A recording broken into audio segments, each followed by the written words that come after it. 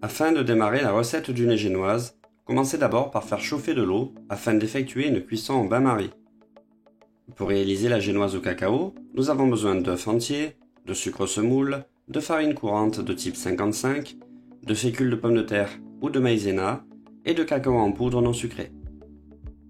La première étape se construit sur un battage des œufs et du sucre ensemble, tout d'abord en dehors du feu quelques instants pour homogénéiser la masse, puis sur un bain-marie jusqu'à une température de 45-50 degrés au maximum, sans dépasser, sous peine de risquer une coagulation des œufs. Certains professionnels réalisent le battage à froid et d'autres à chaud. Les deux techniques se valent bien entendu, mais l'utilisation d'un bain-marie chaud va permettre d'obtenir un appareil plus fluide et une incorporation d'air plus facile avec l'apparition d'une mie moins serrée. Pour mes mots, la génoise est classée dans la famille des pâtes battues ou pâtes montées. Une fois la température atteinte, le battage peut se poursuivre à la main ou de façon plus commode au batteur mélangeur. Appareil qui sera battu jusqu'à consistance d'un bec très souple. On va donc chercher à augmenter le volume, ceci étant possible grâce à la teneur en protéines des œufs et à leur capacité sous l'action du fouet du robot à retenir et stabiliser des bulles d'air dans la masse pour obtenir après cuisson un réseau alvéolé. Mélangez la farine, la fécule de pomme de terre et le cacao poudre ensemble.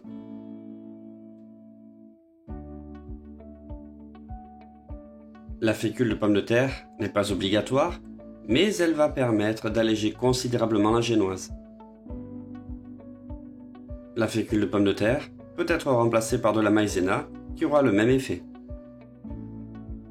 Quant au cacao poudre, il va donner une typicité à la génoise, mais attention à ne pas en mettre de façon excessive, sous peine d'empêcher le développement de la génoise.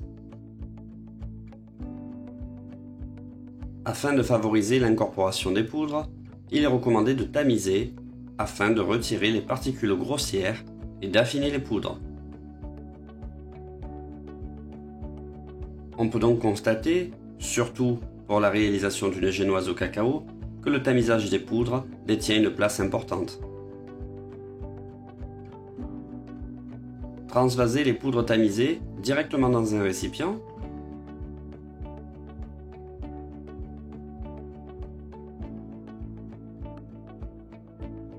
Pendant le battage de l'appareil, chemisez un moule à manquer de 24 cm de diamètre de beurre et de farine, ceci facilitant le démoulage futur de la génoise.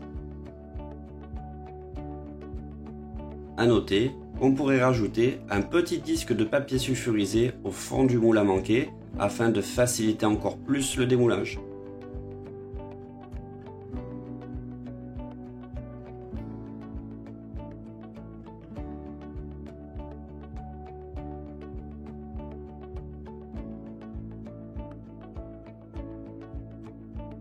On peut constater, après battage des œufs, une texture volumineuse au ruban.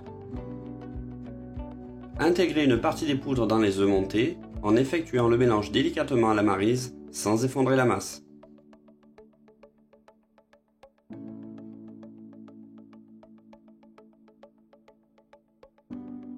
Privilégiez une incorporation en plusieurs fois. L'utilisation du fouet est déconseillée sous peine de voir une génoise avec un développement infime.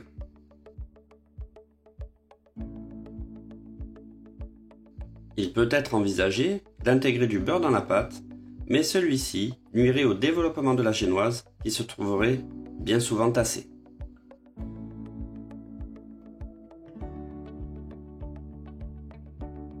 Lors de la réalisation d'une génoise, il est important de bien monter au ruban les œufs, mais sans excès, sous peine de voir retomber la masse lors de l'intégration des poudres.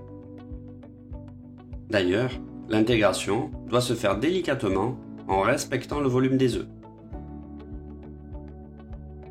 Garnir le moule à génoise avec de la pâte à génoise cacao.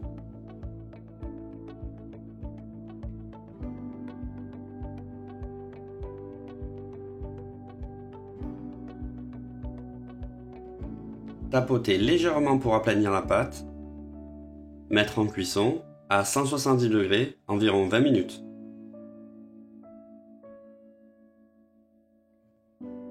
On pourrait également Coulez la pâte à génoise directement sur plaque. Étalez convenablement à l'aide d'une spatule. Cette technique permet de gagner du temps et simplifie souvent le montage de l'entremets. En revanche, le temps de cuisson sera différent. En effet, tout biscuit étalé sur plaque supportera une cuisson moins importante à l'instar de ce moulé. Il faudra donc le prendre en compte lors des cuissons pour ne pas se retrouver avec ce qui s'approcherait d'une biscotte. Enfourner ainsi à 170 degrés durant 10 à 12 minutes environ. Qu'on se le dise, la génoise n'est pas vraiment un biscuit très savoureux, mais celui-ci a le mérite de pouvoir supporter un sirop de ponchage qu'on accommodera en fonction de l'entremets afin de personnaliser les goûts. Afin de réaliser le sirop de ponchage pour la forêt noire, nous avons besoin d'eau, de sucre semoule et de guignolée. Disposez dans une russe l'eau et le sucre semoule. Portez à ébullition de façon à bien dissoudre le sucre. Après refroidissement du sirop, intégrez du guignolée qui est un alcool à base de cerise qui va donner une jolie teinte au sirop. Traditionnellement, on utilise du kirsch pour une forêt noire, mais le guignolée est un alcool très apprécié avec des notes subtiles très agréables. Une fois le sirop réalisé, réservez. Afin de réaliser une crème chantilly italienne, nous allons tout d'abord commencer par fouetter de la crème, mais pas n'importe quelle crème, de la crème spécifique qui contient 70% de crème et 30% de mascarpone. Au niveau du matériel, nous avons besoin d'un cul de poule, d'un fouet et d'une calotte remplie de glace. Cette opération peut bien entendu se réaliser à l'aide d'un batteur mélangeur. Pour assurer un bon foisonnement, il faut que la crème soit bien froide, il faut un récipient propre et bien froid, et utiliser un fouet. La crème, tout comme le beurre et les œufs, a la capacité de foisonner, c'est-à-dire de capter de l'air et d'augmenter de volume. Cette propriété est beaucoup utilisée dans les crèmes en pâtisserie, avec notamment la crème chantilly. Une fois que la crème commence à prendre une certaine consistance, nous allons lui intégrer quelques ingrédients. L'appellation crème chantilly classique répond à certains critères. Le premier, c'est l'utilisation de matières aromatisantes naturelles, comme la vanille par exemple, qu'elle soit liquide ou en gousse, et le second, c'est l'utilisation de sucre, qu'il soit glace ou semoule. Ici, nous sommes sur une chantilly dite italienne, car elle contient en outre du mascarpone, et à la différence de la crème chantilly classique, la crème chantilly italienne est beaucoup plus grasse. Comme la crème fouettée, il sera très important de fouetter la crème jusqu'à ce qu'elle foisonne correctement. On cherchera une consistance plutôt souple. Le foisonnement de la crème est en partie dû à l'enveloppement de bulles d'air par les globules gras de la crème. Le fouettage de la crème va entraîner la rupture de la membrane des globules gras et l'incorporation de bulles d'air grâce aux nombreuses branches du fouet. Progressivement, les globules gras vont envelopper les bulles d'air et les retenir. La crème foisonne donc à ce moment-là, et il est important pour maintenir cet édifice que la crème contienne un minimum de matière grasse. Idéalement, on utilise en pâtisserie ou en cuisine une crème à 35% minimum de matière grasse. Mais ici, la quantité est plus importante de par la richesse en matière grasse du mascarpone. Durant le fouettage, il est important de travailler avec une crème froide de manière à conserver les globules gras le plus solides possible. Au plus le fouettage avance dans le temps, au plus la crème prend une certaine consistance et épaissit. Battre jusqu'à la consistance désirée, sans toutefois exagérer, sous peine de la voir se transformer en beurre. En effet, la crème a tendance à se resserrer énormément lorsqu'on la met en poche. Il convient donc de la monter et de la conserver souple pour ne pas avoir de surprise.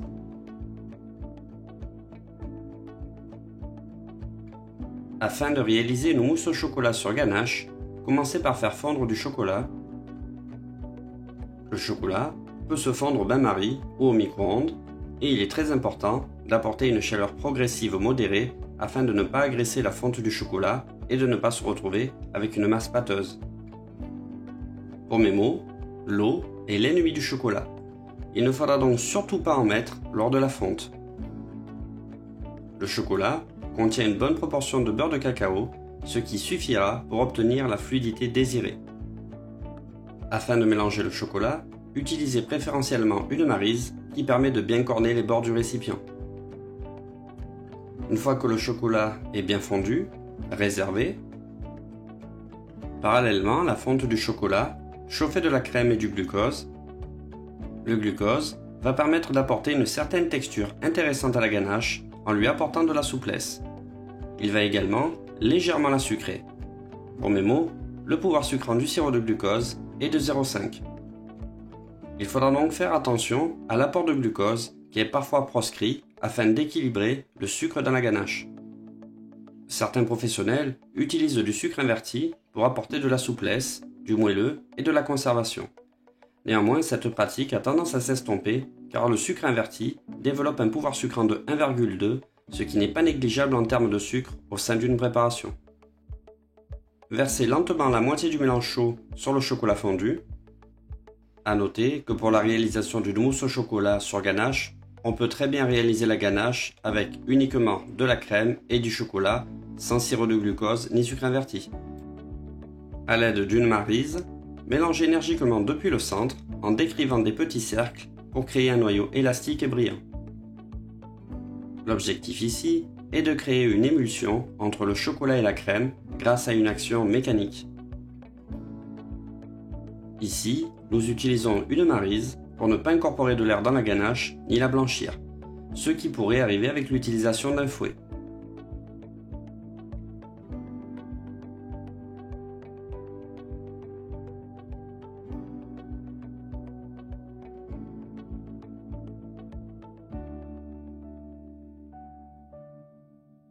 Incorporez la deuxième partie de crème et mélangez selon le même procédé.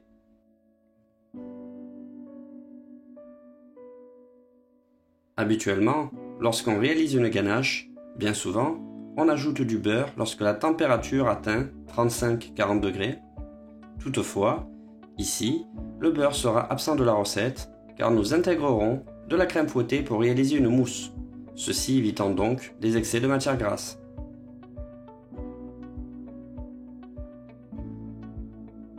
La ganache est terminée, on peut donc la réserver. Parallèlement à la préparation de la ganache, montez une crème fouettée mousseuse et réservée. Procédez au mélange de crème fouettée dans la ganache qui doit être idéalement à une température comprise entre 35 et 40 degrés.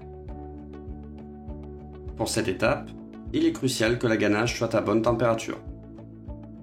En effet, le fait d'ajouter de la crème fouettée dans la ganache va provoquer une cristallisation très rapide du beurre de cacao et peut entraîner la formation d'une masse épaisse et granuleuse qui n'aura rien à voir avec une mousse. Intégrez la deuxième partie de crème fouettée dans le chocolat et mélangez rapidement au fouet. Veillez toutefois à ne pas trop mélanger pour ne pas transformer la crème en beurre.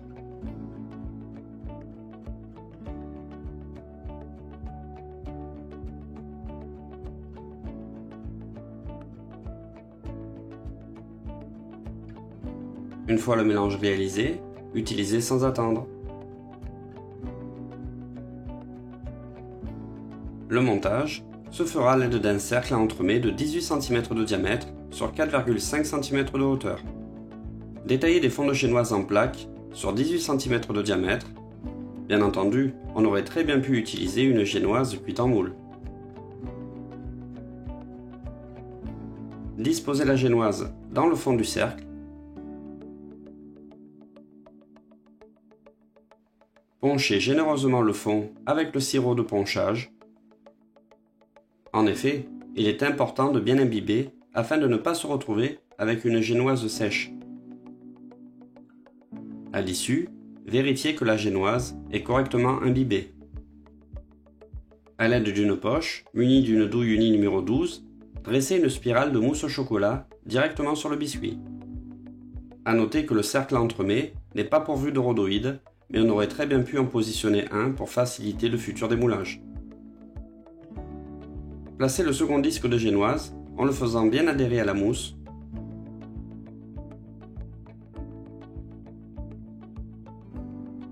Imbibez généreusement à l'aide du sirop de ponchage. Masquez le dessus de l'entremets avec une bonne couche de crème chantilly italienne.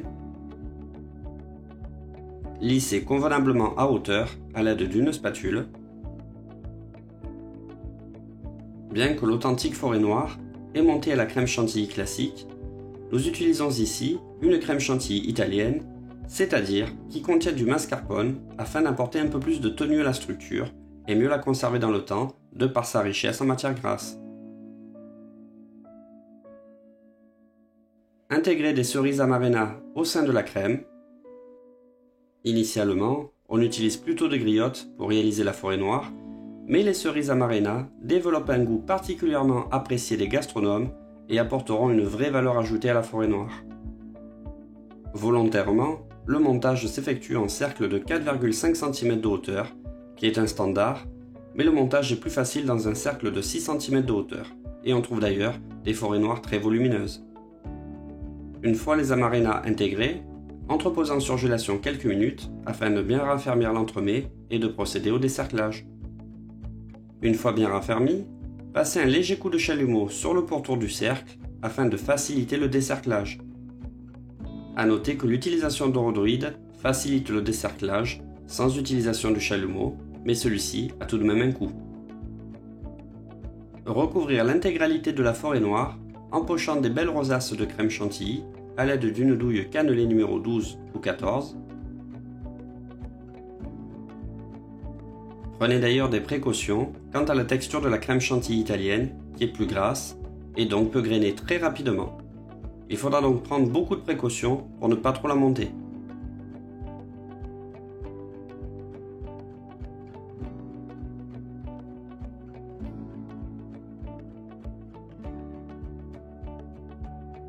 Une fois le pochage réalisé, réservez au frais.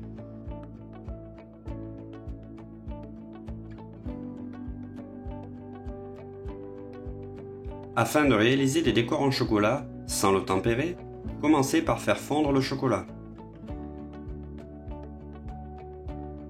Le chocolat peut se fondre au bain-marie ou au micro-ondes et il est très important d'apporter une chaleur progressive modérée afin de ne pas agresser la fonte du chocolat et de ne pas se retrouver avec une masse pâteuse. Ici, nous travaillons de la couverture de chocolat noir. La couverture de chocolat est en définitif un chocolat avec une quantité de beurre de cacao minimale de 31%. Le chocolat de couverture contient généralement moins de sucre que le chocolat classique. Et pourquoi ce nom de couverture? Tout simplement car ce chocolat est idéal pour la confiserie et l'enrobage. Sa fluidité le rend parfait pour recouvrir les bonbons d'une fine couche de chocolat. C'est la raison pour laquelle, en pâtisserie, on utilise essentiellement du chocolat de couverture pour toute préparation. Pour assurer une bonne fonte du chocolat, il est important de commencer avec un bain-marie tiède et pas très chaud. Un bain-marie bouillant pourrait rendre épais et visqueux le chocolat, car la température trop importante pourrait directement brûler le chocolat. Certains professionnels chauffent leur bain-marie et une fois hors du feu, disposent le récipient contenant le chocolat afin d'être sûr de ne pas surchauffer le chocolat.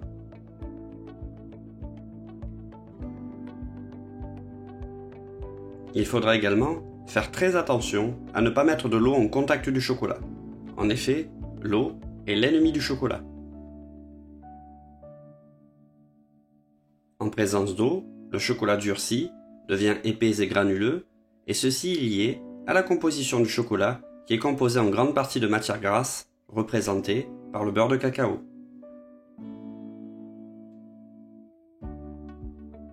Une fois le chocolat bien fondu, retirez-le du bain-marie.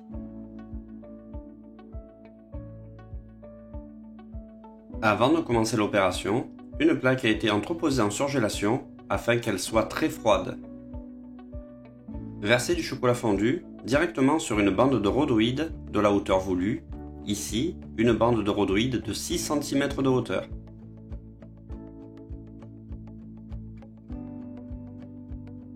Étalez le chocolat à l'aide d'une spatule sur la totalité de la bande.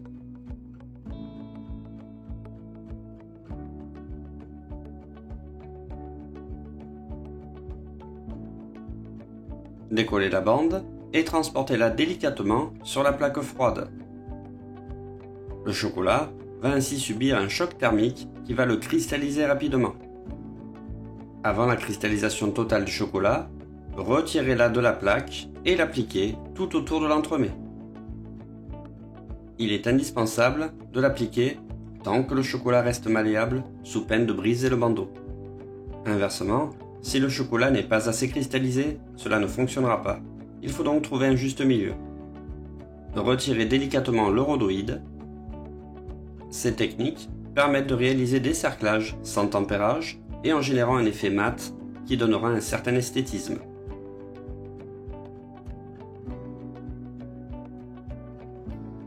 Collez la jonction avec un peu de chocolat fondu.